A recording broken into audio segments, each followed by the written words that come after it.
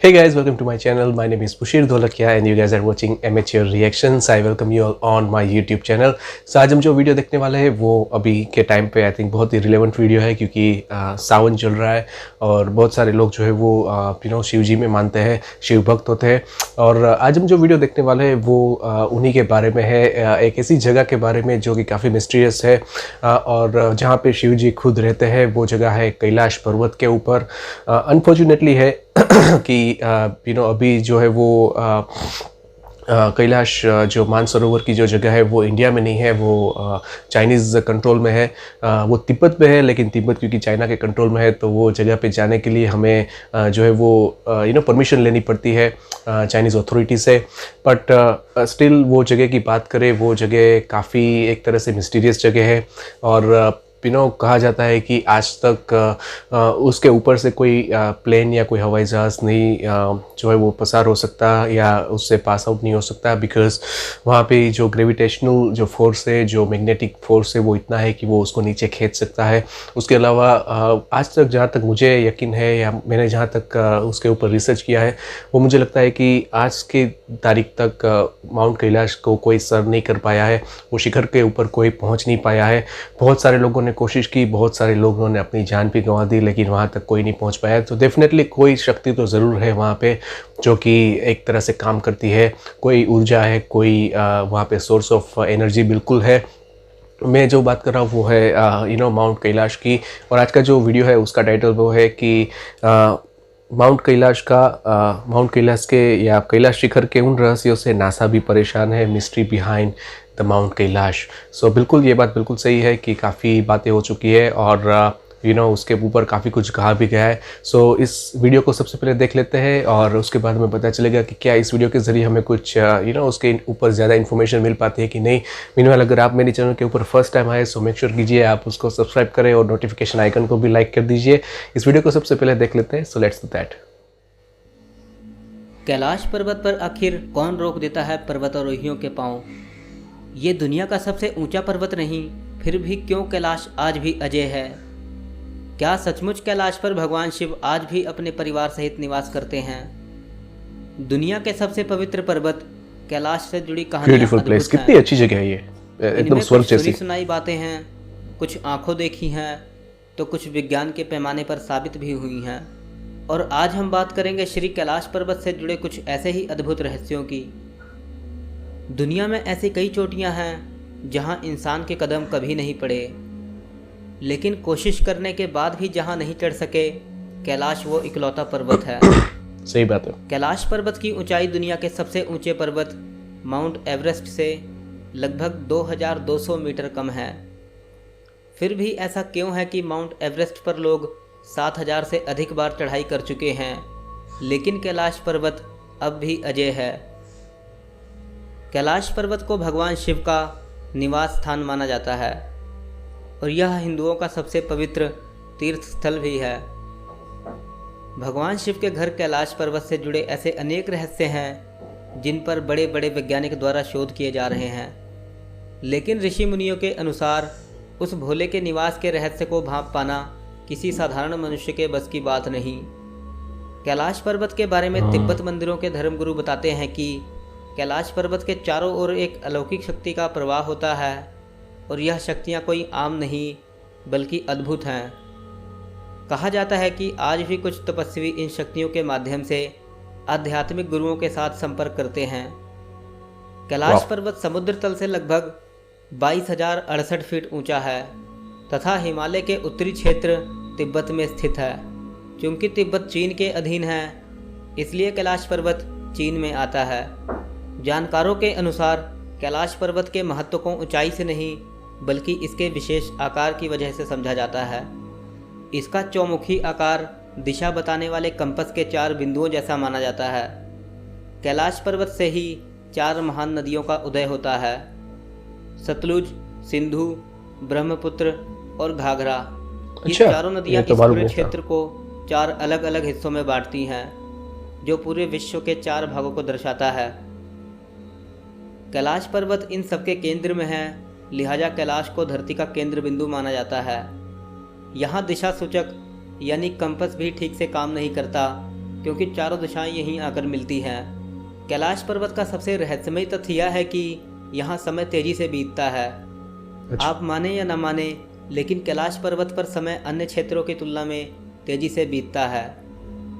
वहाँ जाने वाले यात्रियों और वैज्ञानिकों ने अपने बाल और नाखूनों को तेजी से बढ़ते हुए महसूस किया है, जिसके आधार पर उनका अनुमान है कि कैलाश पर्वत पर समय तेजी से बीतता है।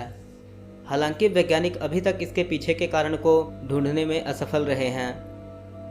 कैलाश पर्वत की चोटियों के बीच 2 झील स्थित है। पहला मानसरोवर झील, जो दुनिया में सबसे अधिक ऊंचाई पर स्थित शुद्ध पानी की सबसे बड़ी झील है।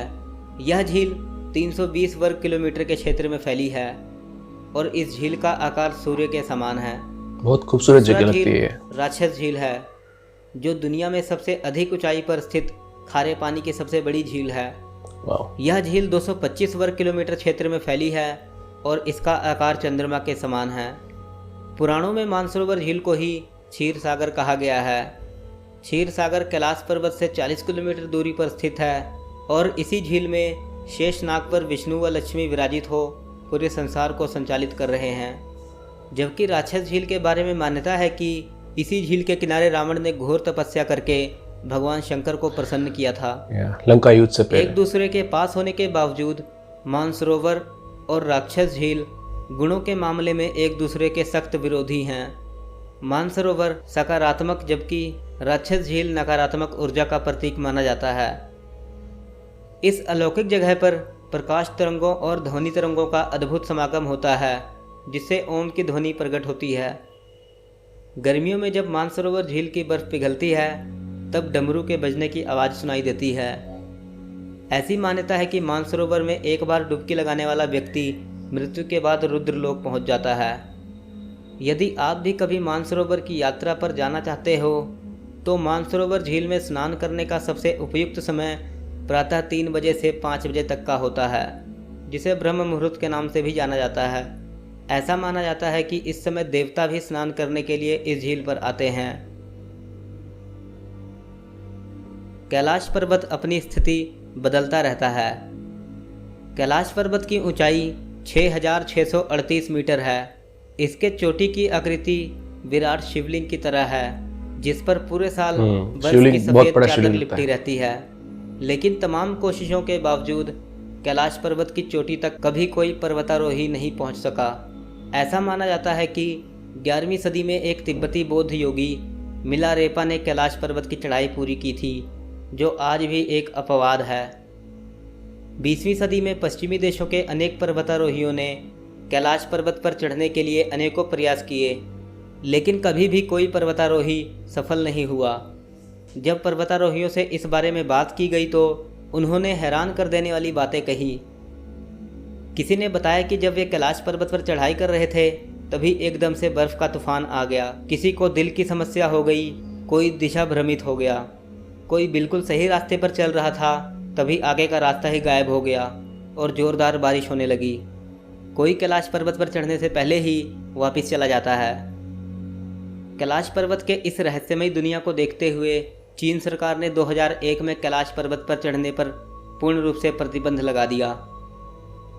दोस्तों, कैलाश पर्वत के इस रहस्य के बारे में आपके क्या विचार हैं, हमें कमेंट करके ज़रूर बताएं। वीडियो अच्छी लगी हो तो लाइक करें और अगर आप हमारे चैनल पर पहली बार आए हो तो चैनल को सब्सक्राइब कर लीजिए, ताकि हमारी आने वाली नई वीडियोस आप मिस ना कर सकें।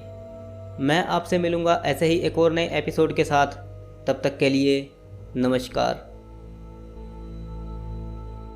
राइट, काफ़ी अच्छा वीडियो था ये। मुझे ये वीडियो देख के काफ़ी मज़ा आया, क्योंकि मुझे पर्सनली इस तरह के वीडियोस देखना जो काफ़ी पसंद है, जो कि थोड़े से मिस्टीरियस हो, थोड़े से इन्फॉर्मेटिव हो, और एक ऐसी चीज़ के बारे में बात कर रहे हो जो शायद बहुत ही कम लोगों को पता हो, मतलब उसकी मिस्ट्री जो है वो अनसोल्व हो। डेफिनेटली हम उस तरह की स्पिरिचुअल बात को माने या न माने, लेकिन एक बात तो हमें माननी पड़ेगी कि साइंटिफिक तौर पर भी अगर बात करें तो कैलाश पर्वत के ऊपर बिल्कुल कुछ तो ऐसा है जो कि एक एनर्जी है, जैसे जैसे कि मैंने कहा एक सोर्स ऑफ एनर्जी है या कोई तो शक्ति जो है वो काम कर रही है, वरना ऐसा नहीं हो सकता कि आज की तारीख में जहाँ पे इतनी टेक्नोलॉजी अवेलेबल है जो भी माउंटेन ट्रेकर्स है वो उसको पार न कर पाए। हाँ, ये बिल्कुल होता है कि क्योंकि आप जब पहला ग्रुप या पहला कोई व्यक्ति पार करता है तो फिर पता चलता है कि ये रास्ते से जाना बेहतर है और फिर सब उसको फॉलो करते हैं। जब तक वो होता नहीं है तब तक सब लोग अपने अपने तरीके से ट्राई कर रहे होते हैं। लेकिन इतने सारे लोग जो है वो ऊपर तक गए होंगे और थोड़ा सा बाकी रहा होगा और फिर कुछ ना कुछ ऐसा हो जाता है कि उनको वापस आना पड़ा। सो आई एम श्योर कि there is something there which we all can understand. हो सकता है कि कोई साइंटिफिक रीज़न भी हो जो कि हमारी समझ से बाहर हो, या हो सकता है कि कोई स्पिरिचुअल रीज़न हो।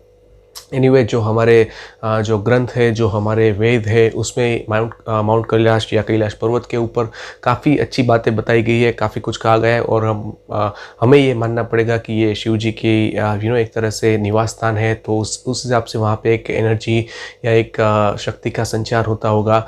जो दूसरे जो मानसरोवर के ठीक सामने कैलाश पर्वत है, तो मानसरोवर और दूसरे एक झील बिल्कुल है, राक्षस झील जिसको कहा जाता है, जिसके बारे में सुना है मैंने।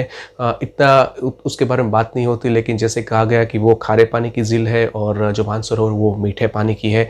और कितनी अद्भुत बात है ना कि एक ही जगह पे इतने सारे चीज़ें होती रहती है।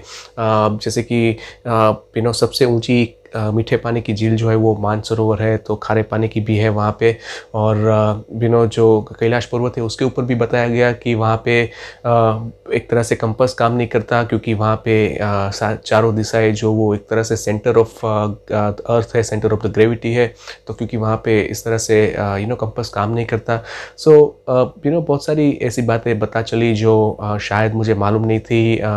ये बताया गया कि माउंट कैलाश जो है वो माउंट एवरेस्ट से भी कम ऊंचा है। ये मुझे मालूम था बिल्कुल। और ये भी मालूम है कि माउंट एवरेस्ट तो कई बार लोगों ने पार किया है, लेकिन कैलाश पर्वत के ऊपर अभी भी इंतज़ार है कि कौन पहला होगा जो कि पार करेगा। एक बताया लास्ट में कि एक 11वीं सदी में कोई बौद्धिस्ट थे, कोई साधु जिन्होंने ये पार किया था। लेकिन वो क्योंकि 11वीं सदी में था तो वहाँ पर कोई जाहिर सी बात है कि कोई अभी किताब वगैरह या कोई ऐसा प्रूफ नहीं हो सकता। सो हमें सिर्फ मानना पड़ेगा कि हाँ ऐसा हुआ होगा। और जो तिब्बत में जो बौद्धिस्ट होते हैं वो काफ़ी एक तरह से आगे होते हैं, वो भी अपनी एक पावर के वजह से, अपनी शक्तियों की वजह से जाने जाते हैं। सो यू नेवर नो कि हो सकता है कि उन्होंने वो पार किया हो। लेकिन उसके बाद जो एक तरह से साइंटिफिक बात करें या जो फुटेज की बात करें, तब तक अभी तक ऐसा कोई नहीं हुआ है जिसने पार किया हो। सो वी होप कि वो हो पाए और हमें पता चले कि क्या है उसके ऊपर। बट एनीवे हम सब तो यही मानेंगे कि उसके ऊपर जो भी शक्ति है वो शिव जी की शक्ति है और उनकी कृपा जो है वो सबके ऊपर बनी रहे। अभी जो सावन चल रहा है तो मैंने सोचा कि ये वीडियो जो है वो बनाना रिलेवेंट है और सबको शायद पसंद भी आएगा। और इस तरह की वीडियोज़ वैसे भी लोगों को पसंद आती है, क्योंकि लोग जानना चाहते हैं कि एक जगह की पीछे की जो मिस्ट्री है वो क्या है। सो आई एम श्योर आपको भी पसंद आया होगा। अगर ये वीडियो आपको पसंद आया है तो मुझे ज़रूर बताइएगा कि आपको इस चीज़ के बारे में मालूम था या कुछ नई बात आपको इस वीडियो के वजह से जानने को मिली, समझने को मिली। मुझे बताइएगा ज़रूर। मीनवाइल अगर आप चैनल के ऊपर फर्स्ट टाइम आए हैं सो उसको सब्सक्राइब ज़रूर कीजिएगा, उसको लाइक भी कीजिएगा। और अगर वीडियो पसंद आए तो मैं उसको 10 लाइक का टारगेट रखता हूँ, तो उसको लाइक ज़रूर कीजिएगा और शेयर भी कर दीजिएगा और साथ में सब्सक्राइब तो करना बनता है। सो या thank you so much guys for being with me. आज इस वीडियो में इतना ही रखते हैं। मैं मिलूंगा आपसे अगले वीडियो में।